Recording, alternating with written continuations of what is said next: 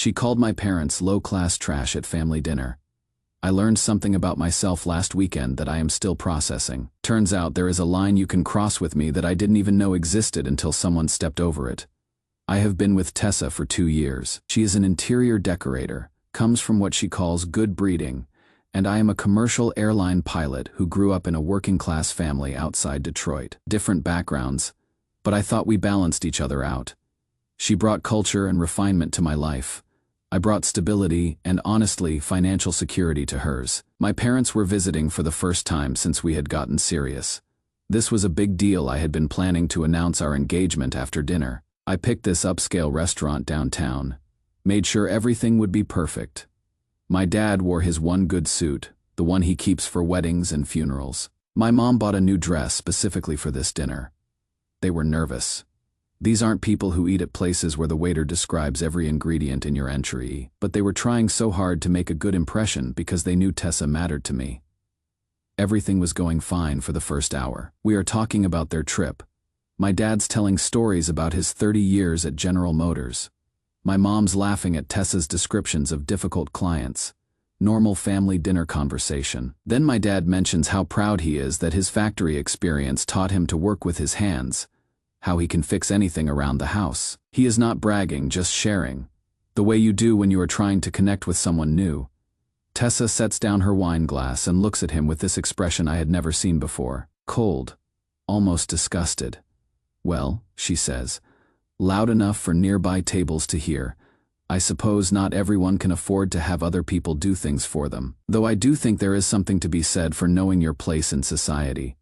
Some people are meant for manual labor, others for more elevated pursuits. The table went silent. My mom's face flushed red. My dad just stared at his plate, and Tessa kept going. I mean, there is honest work, and then there is just low-class trash. No offense. Of course, no offense. I looked at my parents' people who had worked 2 jobs each to put me through flight school, who had never asked for anything from me except that I call them every Sunday, and something clicked in my brain. Interesting, I said. That is all. Just interesting. Then I excused myself to use the restroom. Except I didn't go to the restroom. I went to the lobby and opened my banking app. See, 3 days earlier I had written Tessa a $5,000 check. Her parents' 30th anniversary was coming up, and she had mentioned how much they wanted to take this cruise but couldn't afford it. Being the generous boyfriend, I had offered to pay for it as a gift. From both of us, I had said. I canceled that check right there in the restaurant lobby. When I came back to the table, my parents were making polite conversation about the weather. Tessa was scrolling through her phone like nothing had happened. I paid for dinner, everyone's dinner, and drove my parents back to their hotel in complete silence. The next morning, my mom hugged me goodbye and whispered, "She is not who we thought she was. Honey," my dad just shook my hand and said, "You are a good man, son. Don't let anyone make you forget that." They flew home that afternoon. I haven't talked to Tessa since. She has been calling and texting for 3 days straight. But I keep thinking about that moment, when she looked at my father, a man who had literally worked his fingers to the bone to give his son a better life, and called him trash. Some things you cannot walk back. Some things show you exactly who someone is when they think it doesn't matter. Turns out it matters to me more than I knew. Edit. Holy shit. This got a lot more attention than I expected. Reading all these comments is helping me process what actually happened there. Yeah, a lot of you are right, I probably should have said something in the moment. But honestly, I was so shocked that I just froze. Edit 2. For those asking about the check, yes, I canceled it. And no, I don't feel bad about it. Play stupid games, win stupid prizes. Edit 3. My buddy Rick just called after seeing this post somehow. About fucking time you saw what the rest of us have been seeing for months. Apparently, I have been missing some things about how she talks about my family when I am not around. Update 1. Well, the aftermath of that dinner just got a lot more interesting. First off, thanks to everyone who responded to my original post. It has been helpful hearing from people who have dealt with similar situations. This whole thing has made me question what I have been overlooking for 2 years. So Tuesday morning, I am getting ready for a flight to Denver when my phone rings. Unknown number, but I answer because it could be work. It is Vivian Monroe, Tessa's mother. She is crying, like sobbing, and she launches into this speech about how the cruise line canceled their reservation and will not tell her why, and how they had been planning this trip for months, and how this was going to be the highlight of their year. Tessa said you were handling the payment, she says through tears. Did something go wrong with your credit card? Can you call them and fix this? And right there, I realized something that should have been obvious. Tessa never told her parents the truth about what happened at dinner. She had told them I was being dramatic, and that the money situation would work itself out. I explained to Vivian as gently as I could that I had canceled the check after Tessa's comments about my family. There was this long silence on the other end of the line. What comments? She asked, so I told her, word for word, what her daughter had said to my parents. Another long silence. Then, oh my God, Cole, I am so sorry. That is not. We didn't raise her to talk that way. Here is what I learned during that phone call. The Monroe family isn't as well off as they pretend to be. Vivian doesn't work, hasn't worked in 15 years, and Tessa's father's business has been struggling. They have been living on credit and appearances for a while now. That cruise it would have been the first vacation we have taken in 3 years. Vivian admitted. Things have been tight. After I hung up, I started thinking about all the times Tessa had mentioned money problems her parents were having. How I had helped with their car payment that 1 month. How I would paid for her father's medical bills last year. How I had been covering a lot of her expenses without really thinking about it. I had been subsidizing a lifestyle for people who apparently thought I came from trash. My phone's been buzzing non-stop with texts from Tessa. They started angry, how could you embarrass my family like this? And have progressively gotten more panicked. The most recent one, from about an hour ago, we need to talk. You don't understand the situation. Actually, I think I am starting to understand it perfectly. Rick stopped by last night with beer and pizza. Man, I have been waiting 2 years for you to wake up about this girl. What do you mean? You know she calls your parents the factory people, right? Like, when you are not around. I have heard her do it. The factory people. Jesus. Rick's been trying to tell me this for months, apparently, but I wasn't ready to hear it. Sometimes you need to see someone's true character with your own eyes before you can accept what other people have been trying to show you.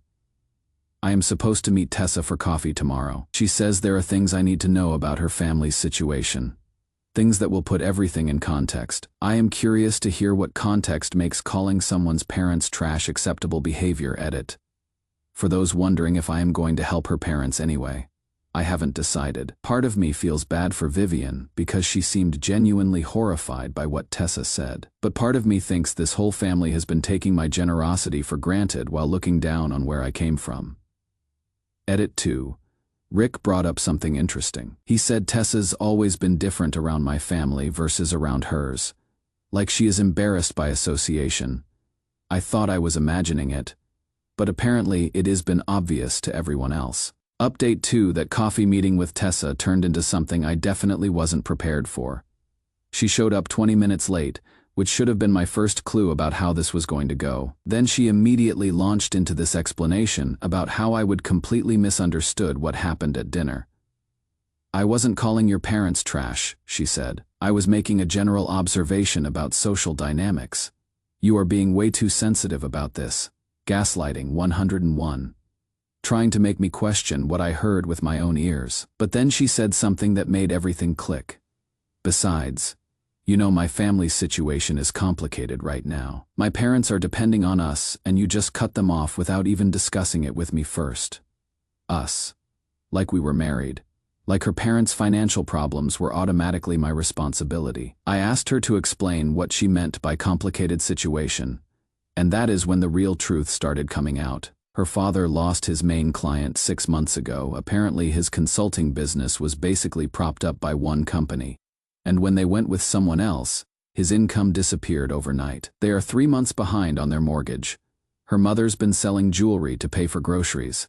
That cruise wasn't just a vacation, Tessa said, tears starting. It was going to be the last nice thing they could do before we have to sell the house. And I am sitting there thinking, so you knew your family was in financial crisis, and instead of being grateful that your boyfriend wanted to help, you decided to insult his parents' work ethic and call them trash. But wait, it gets better.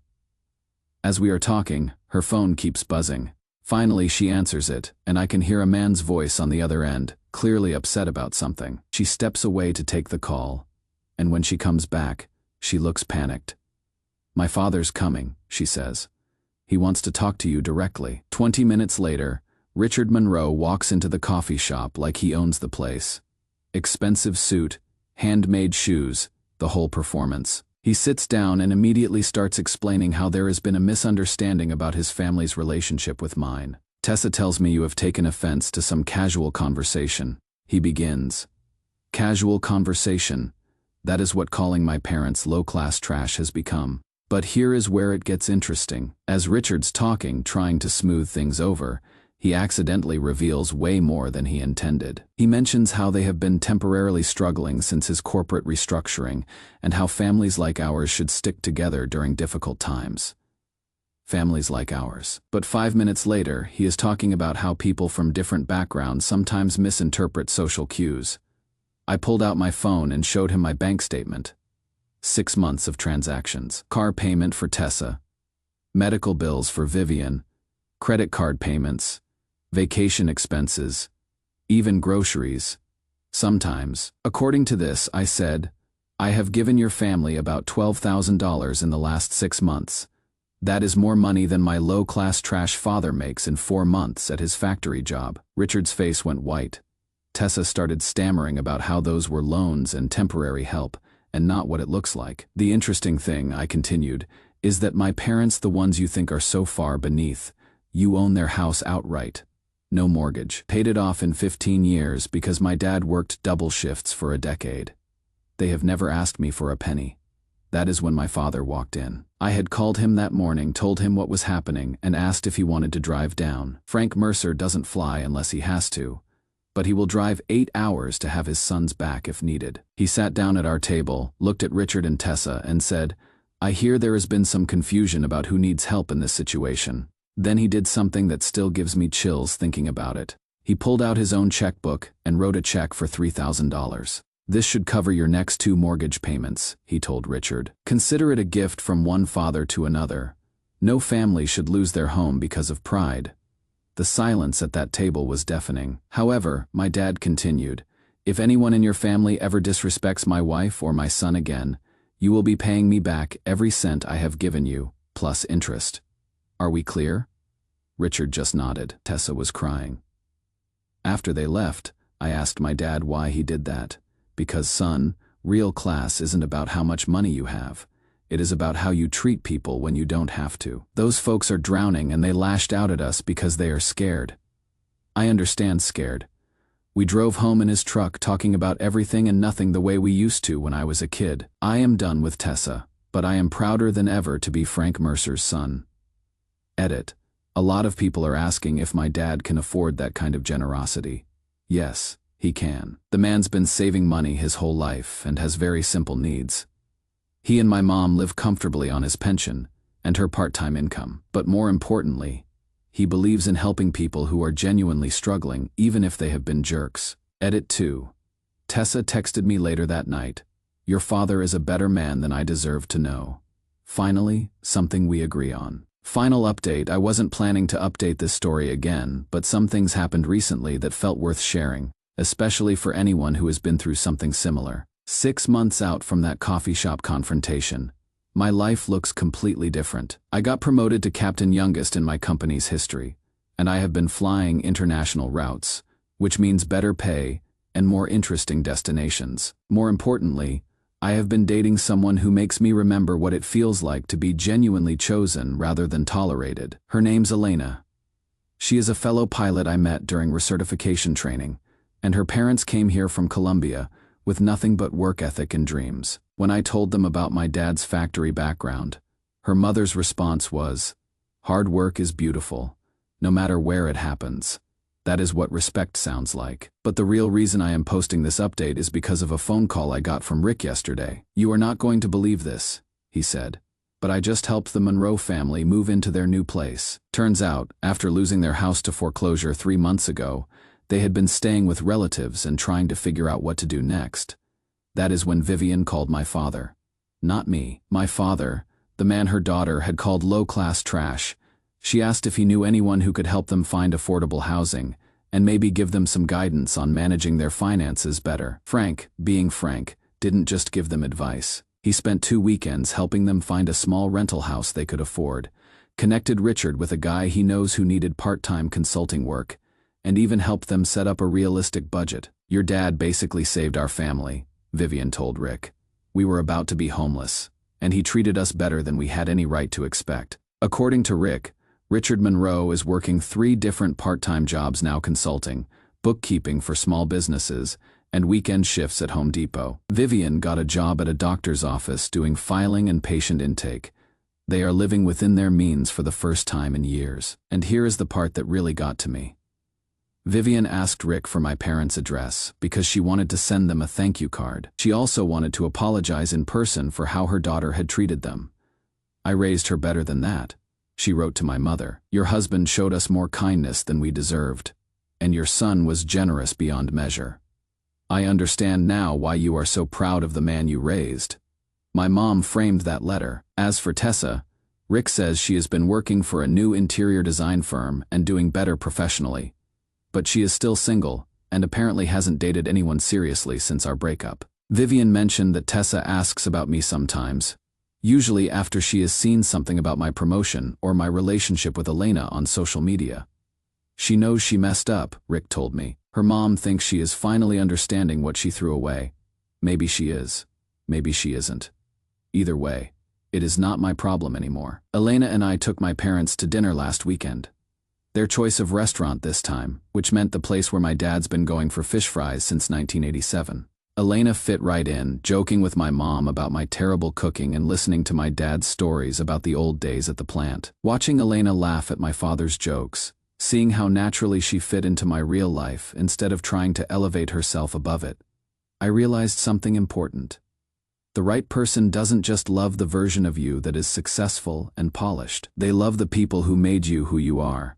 That is what I had been missing with Tessa. She wanted the pilot with the good income and the nice apartment. But she was embarrassed by the factory worker and the cafeteria manager who had sacrificed everything to make that possible. Frank Mercer taught me that character isn't about where you come from or how much money you make. It is about how you treat people when they need help, even when they haven't earned it, especially when they haven't earned it. The best relationships aren't about finding someone who fits your image of success. They are about finding someone who understands that your family's love and sacrifice is the foundation of everything good about you. Elena gets that. Tessa never did. And honestly, that tells me everything I need to know about who belongs in my life. Edit. For those asking about my dad's health after all this stress, he is doing great. Helping the Monroe family actually seemed to energize him. My mom says it reminded him that his knowledge and experience still have value even in retirement. Edit 2. Elena and I are taking things slow, but we are talking about moving in together after the holidays. She wants to live somewhere close to my parents, which is yet another sign I picked the right woman this time. Edit 3. Someone asked if I regret the $12,000 I spent on Tessa's family. Honestly, numbersome lessons are expensive, but they are worth it if they teach you what you really value. Plus, watching my dad help them rebuild their lives showed me that money spent on character-building moments is never wasted.